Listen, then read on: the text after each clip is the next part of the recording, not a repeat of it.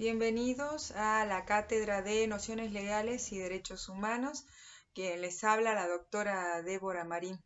Es un placer volver a encontrarnos por este medio de video, este medio que nos está ayudando de alguna manera a que pueda trasladar los contenidos básicos que constituyen en este caso a la materia.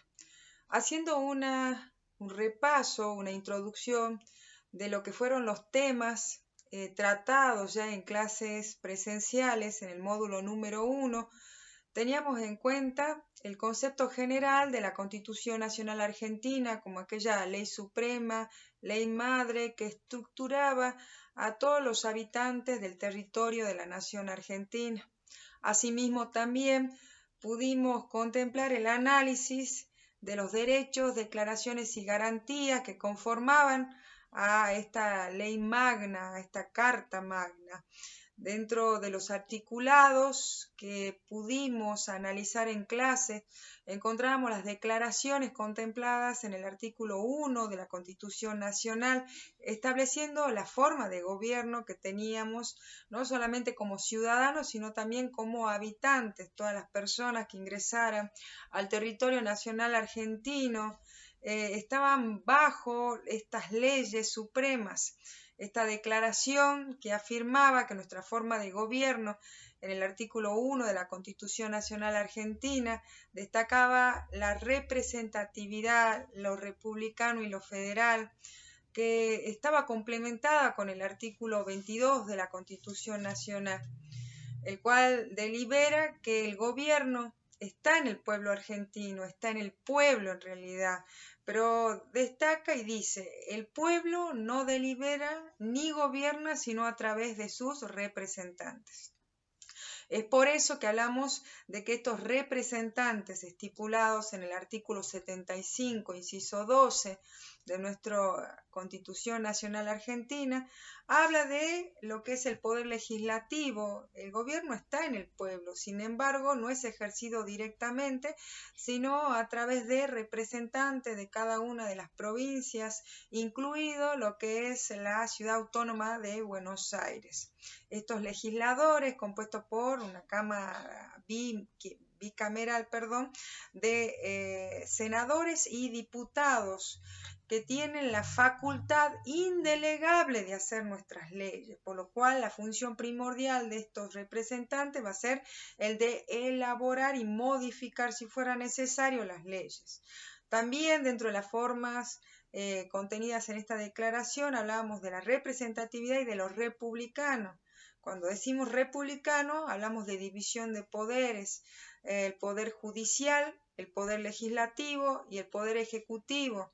El poder legislativo, como bien habíamos establecido, compuesto por senadores y diputados que elaboran leyes, el ejecutivo, el encargado de administrar los recursos del país representados en nuestro territorio por el presidente de la nación, la vicepresidenta y los ministros nacionales. Asimismo, en la gobernación a nivel provincial, lógicamente el gobernador, el vicegobernador y los diferentes ministerios. Y a nivel municipal, el intendente. El poder judicial, el encargado de administrar justicia, habíamos determinado que la justicia era dar a cada uno lo suyo. Esto no significaba en ninguna ocasión el término igualdad, porque en realidad si una persona cometía un delito, aunque la otra hubiera cometido un delito de la misma especie, como puede ser el homicidio, el que mata a otra persona, vemos que una persona que mata con intención sería calificada dentro del homicidio doloso, que era aquella persona que tenía la intención de matar y así lo hacía. Sin embargo, si fuera un homicidio, que también tiene la conducta de matar, pero fuera culposo, también determinábamos que se trataba de una muerte, pero que había sido realizada sin intención, como puede ser, por ejemplo, un accidente de tránsito. También dentro de lo que es la declaración de forma de gobierno representativo republicano y federal, es decir, que todos nos regimos por una misma ley nacional, independientemente de qué provincia seamos, o en este caso también de la ciudad autónoma de Buenos Aires, que también se incorpora a la nación. Determinando este primer elemento que va a conformar a la Constitución Nacional Argentina, que son las declaraciones, se complementa con los derechos, estos derechos determinados en el artículo 14 y 14 bis de la Constitución Nacional Argentina.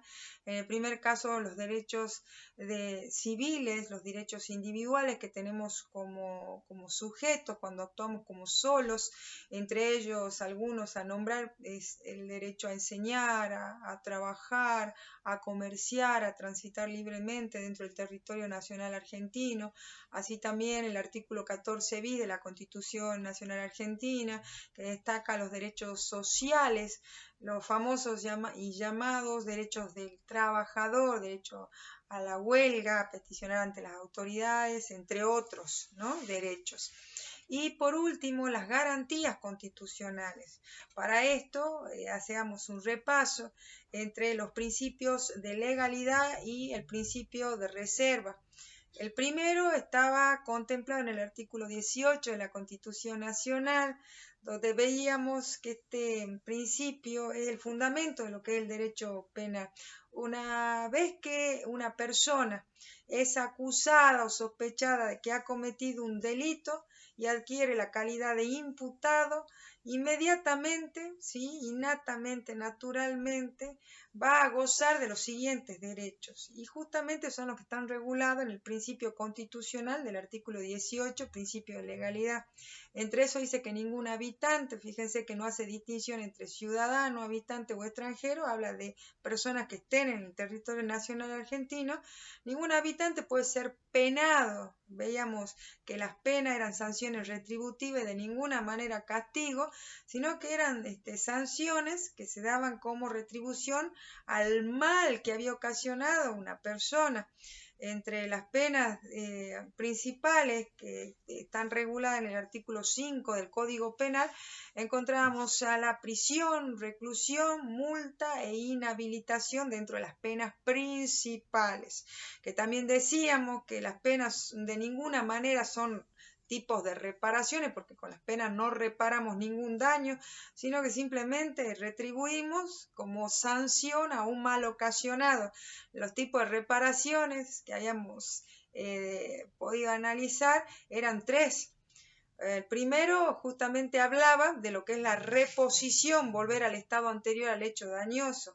Esto se podía dar en el caso que fuera un robo de un auto, que se podía reponer ese auto. No así, ¿sí? Podíamos hablar de reposición en los casos de homicidio o en los casos de abuso sexual con acceso carnal, las denominadas violaciones, porque no se puede volver al estado anterior al hecho dañoso. Nadie puede volver a revivir o a resucitar en caso de homicidio, y tampoco una persona que ha sido o ha pasado por un hecho tan traumático como lo es la violación, puede volver al estado psíquico, ¿no?, hasta físico, si hubo daños internos de órganos internos, al estado anterior al hecho dañoso.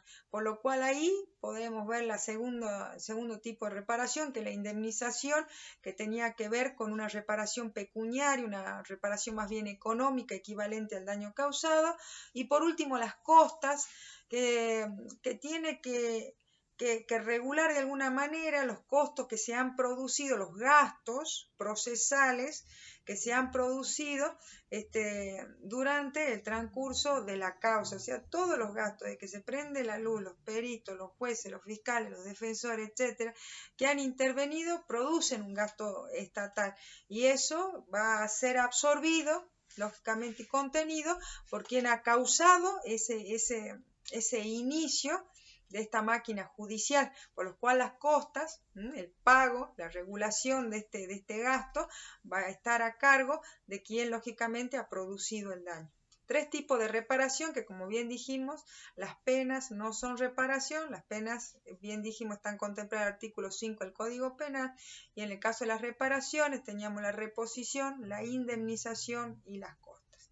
Si seguíamos dentro del repaso, un repaso nivelatorio de lo que ha sido el módulo 1, no solamente contemplamos declaraciones, derechos constitucionales, sino también estas garantías Comenzamos hablando del artículo 18, el principio de legalidad, hablamos de ningún habitante puede ser penado, sin un juicio previo, es decir, que todos, fundado en el principio de inocencia, tenemos esa garantía, ese derecho de defensa, de defendernos en un juicio previo, porque dentro de lo que es el proceso y mientras transcurre el proceso todos somos inocentes hasta que luego en sentencia fuéramos condenados y así fuera el caso.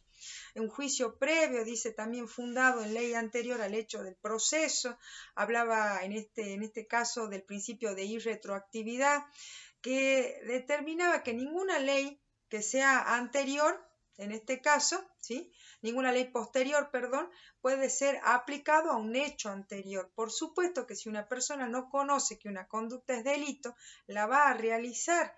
Por supuesto que tiene que haber una ley vigente, la cual todos conozcamos y sepamos que si la realizamos, estamos lesionando, estamos violando una ley que puede ser una ley penal.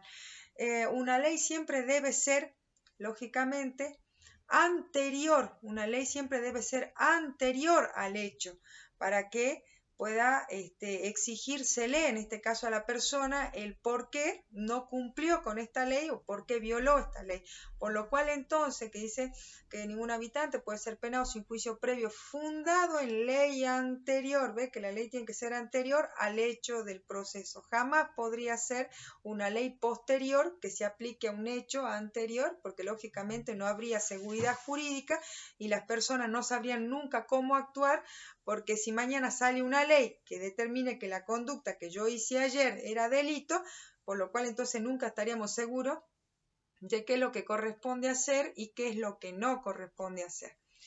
También dentro de este principio de legalidad, otro principio importantísimo es el juez natural, que es aquella autoridad judicial que va a intervenir en las causas según sea su jurisdicción y según sea la competencia que tenga, es decir, que debe ser este juez del territorio nacional argentino, por supuesto no va a tener jurisdicción un juez extranjero, como principio general, a las causas que se produzcan aquí en nuestro territorio, y la competencia tiene que ver en relación a que, por ejemplo, la competencia material, la competencia territorial, que tiene que ver con la especialidad de que se trate la causa y con el lugar donde se haya realizado. No es lo mismo un delito que se ha cometido acá en la provincia y que tenga incidencia privada, es decir, un robo que se cometa en la provincia va a ser tratado por jueces de la provincia, no así cuando se tratara de delito de trata de personas, que sabemos que son delitos federales, que deben ser determinados en ese nivel y por la especialidad. Si yo incumplí con un pago, no me va a atender el Ministerio Público Fiscal, sino que voy a corresponder que dentro del Poder Judicial sea un juzgado en lo civil y comercial que atienda mi causa, porque es la especialidad del juzgado. Así también si se trata de un hecho de violencia de género, vamos a ver que también tenemos las áreas especializadas en lo que atiende justamente dentro de lo que es el ministerio, las fiscalías que se especializan en los delitos de violencia de género. Y así con todas las demás conductas que tienen su especialidad. Según sea también la instancia, no es lo mismo una primera demanda en el caso del ámbito civil, que después cuando yo quiero apelar esa demanda porque no estoy conforme con el fallo o la sentencia que me ha sido dada, si tengo que apelar hasta la Corte de Justicia o a la Corte Suprema de la Nación, no va a ser lo mismo el juzgado que me va a atender. Entonces el juez natural va a estar preestablecido en la ley, porque ahí está en la ley determinado qué juzgado el que va a atender según sea la causa. Entonces el juez natural es aquel que está predeterminado en la ley según su competencia y jurisdicción va a atender en la causa. Hablábamos también que las cárceles no serán para castigos de los reos, sino serán sanas, serán limpias. Y ahí volvemos a la terminología de que las penas tienen una naturaleza de sanción y no de castigo, una sanción retributiva, o sea, se retribuye a la persona por el mal causado.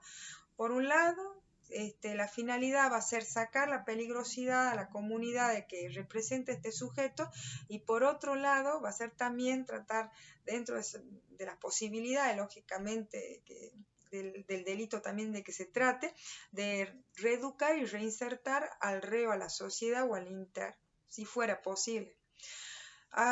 Dentro de lo que es los principios constitucionales más importantes, vimos el principio de legalidad del artículo 18 y el principio de reserva del artículo 19, que va a marcar las limitaciones de las conductas que debemos tener como individuos cada uno de nosotros. Dice expresamente que todas las acciones de los hombres que de ningún modo ofendan, alteren el orden público ni perjudiquen a terceros, quedan exentos de los magistrados, o sea, exentos de lo que es la justicia. La justicia no se mete, como quien dice, reservados a Dios, ese Dios es la conciencia de cada uno. Cuando hablamos de alteración y ofensa al orden público, estamos hablando meramente de lo que es los actos contravencionales.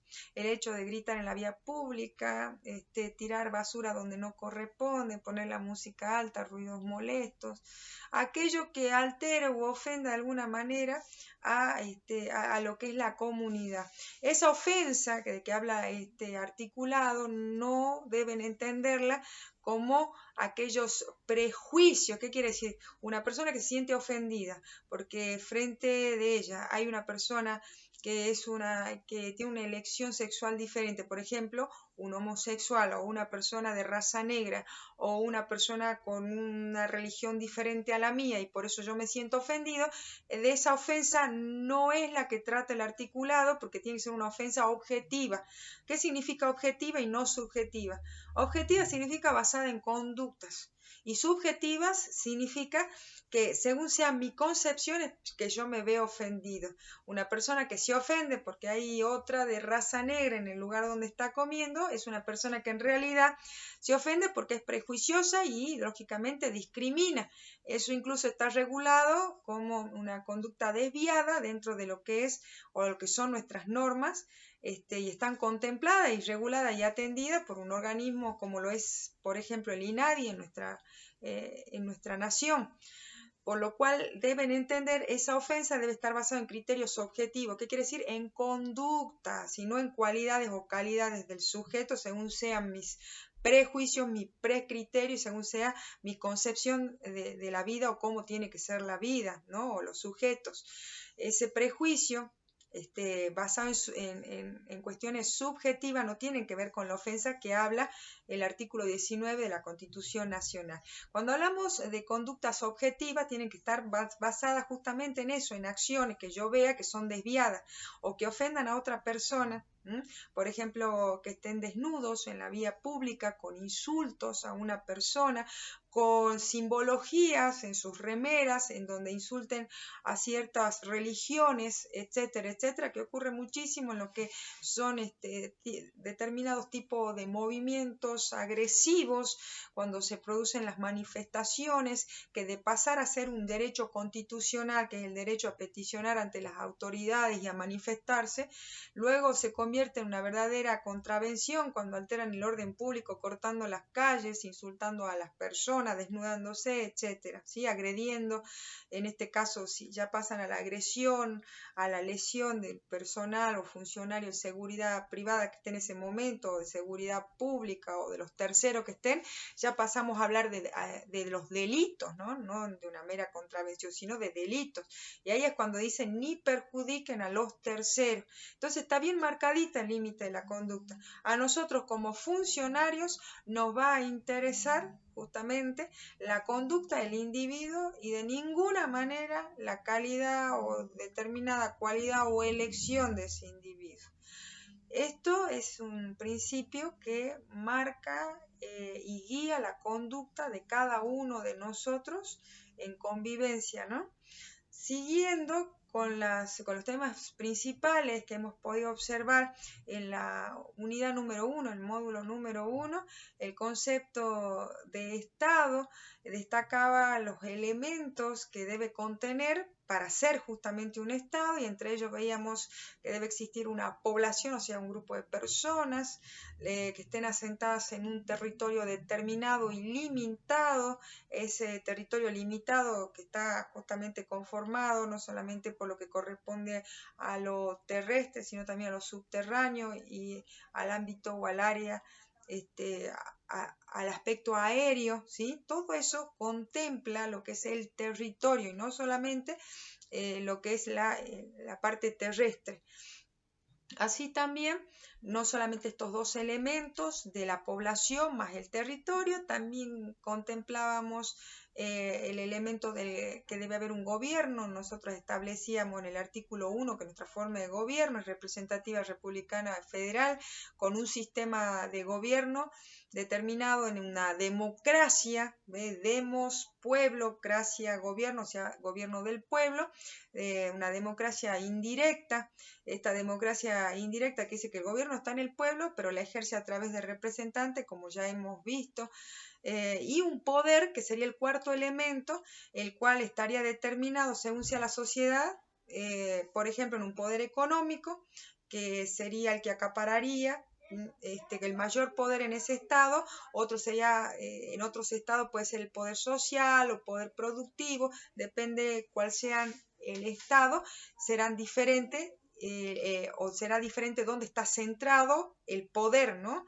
En el caso, por ejemplo, de lo que es generalmente Occidente, el poder económico abarcaría lo que, o estaría centrado todo el poder o el máximo poder en lo que es la economía. Hacemos un repaso cortito en esta nivelación, conceptos a determinar y a tener bien en claro para la función del vigilador privado. Es tener bien en claro que la Constitución Nacional es la ley madre que va a regir a todas las demás, esto conjuntamente con el Tratado Internacional de Derechos Humanos, estos derechos humanos que determinábamos que aparecían desde la concepción de la persona, y fíjense que ya hablo de persona por nacer, ¿sí? Hasta la muerte de esta persona.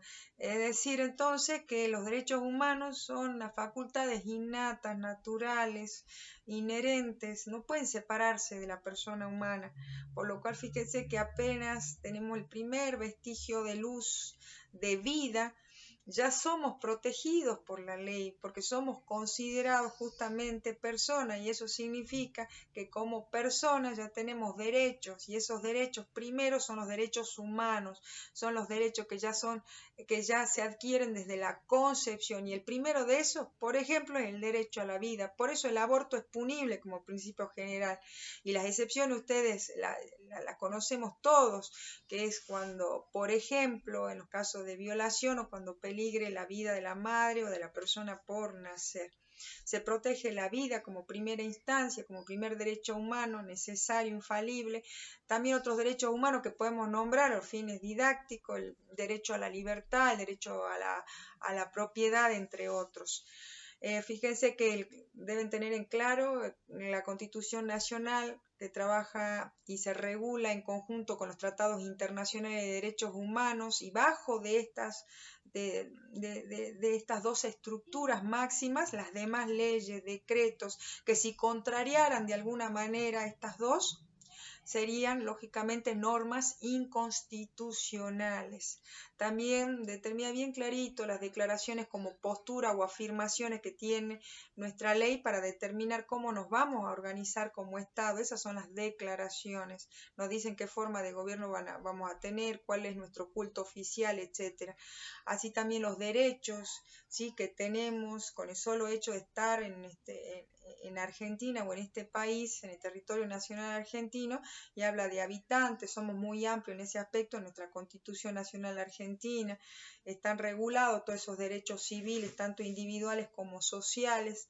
Así también hablamos de garantías, incorporamos las principales, que es el principio de legalidad del artículo 18 y el artículo 19 el principio de reserva, que marcaba el límite de la conducta. También establecíamos lo que era el Estado y sus 4 elementos, estos elementos que hablan de tener para constituir un Estado, un territorio, una población, un gobierno y un poder. Y por último, como para terminar lo que es esta introducción, lo que fue y nivelación de lo que fue el módulo 1, también pudimos distinguir los diferentes poderes que tenemos en nuestro Estado, el Poder Legislativo que hace las leyes, representado por senadores y diputados, el Poder Ejecutivo, que por su lado administra los recursos del país y es unipersonal el ejercicio del Poder Ejecutivo, y el Poder Judicial, que era el encargado de administrar justicia, a partir de una justicia que decíamos que era dar a cada uno lo suyo, que de ninguna manera era igualdad, porque si no sería injusticia.